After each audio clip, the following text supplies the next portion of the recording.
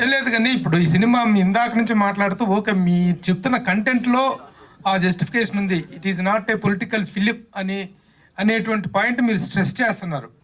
Yes, మీ వెనక ఉన్నటువంటి మీ మనసులో ఉన్న ఉద్దేశం స్ట్రెస్ చేయడం కాదండి, అలా అంటున్నారు కాబట్టి స్ట్రెస్ చేస్తున్నాం.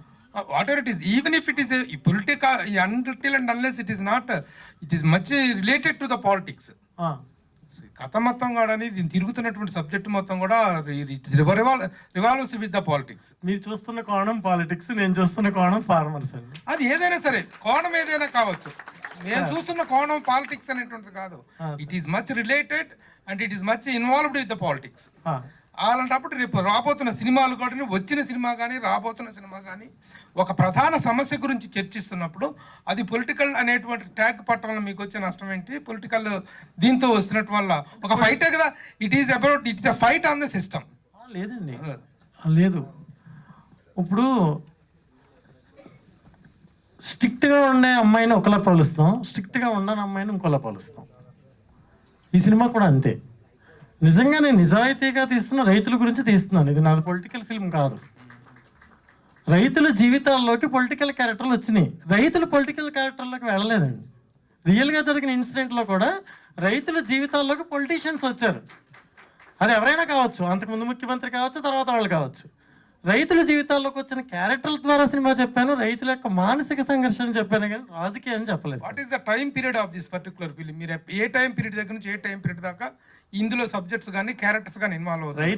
రైతుల జీవితాల్లోకి ఎవరు ఎంటర్ అయ్యారు, ఎవరు డిస్టర్బ్ చేశారు, ఎలా రైతులు బాధపడుతున్నారు అనే కాలమే దీని కాలం అండి. It might be from Jagan ప్రభుత్వం అధికారంలోకి వచ్చినప్పటి నుంచి. జగన్ ప్రభుత్వం ఇంకా 2 రోజుల్లో, ప్రభు గారు 2 రోజుల్లో సినిమా చూడండి సార్. కాదు, మేము 2 రోజులు సినిమా చూసేటట్టు మీరు ఇప్పుడు ప్రెస్ మీట్ పెట్టి ప్రశ్నలు అడగమన్నప్పుడు మేము అడగడానికి. అవునండి, మీకు తెలుసు కదా what is the time period of this? మీకు తెలుసు కదా రైతులు ఎప్పుడు భూములు అడిగారు, రైతులకు ఎప్పుడు నష్టం జరిగింది. ఎన్నో మొత్తం స్టేట్ అంతా తెలుసు, అందరికీ తెలుసు, వాళ్ళు తెలుసు. పాస్ట్, ప్రెసెంట్, ఫ్యూచర్ అన్ని చెప్తున్నాం సినిమాలో. Okay, who is the antagonist and who is the protagonist of this film అంటే ఏం చెప్తారు? మీ సినిమా చూడాలి సార్.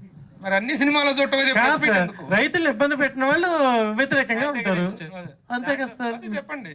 అంతే. మేము రైతు పక్షాన్ని సినిమా తీసాం, రైతులను బాధ పెట్టినవాడు యాంటగనిస్ట్. మీరు దాన్ని విలన్ అని ఇంకొక పర్యాయ పదంలో చెప్పినా పర్లేదు. సో ఇక్కడ హీరోలు రైతులు, అర్థమైందా?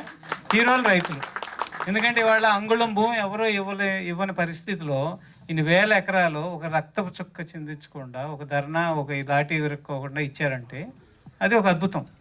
అటువంటి అద్భుతాన్ని దీన్ని గనక ప్రభుత్వాలు ఎవరైనా సరే, నాయకులు ఎవరైనా సరే ఇటువంటి దాన్ని ఎంకరేజ్ చేసినట్టయితే దేశంలో పెద్ద పెద్ద ప్రాజెక్టులు రావటానికి, మెగా ప్రాజెక్టులు రావటానికి దోహదపడేది.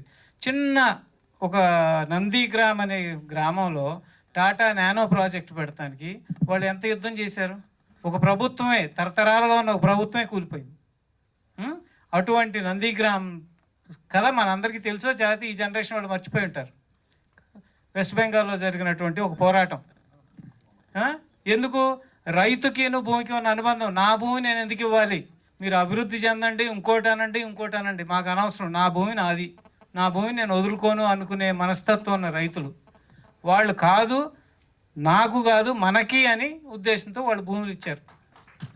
ఇచ్చినప్పుడు దాన్ని వ్యతిరేకించిన వాడు ఎవరైనా సరే యాంటగనిస్టే కదా.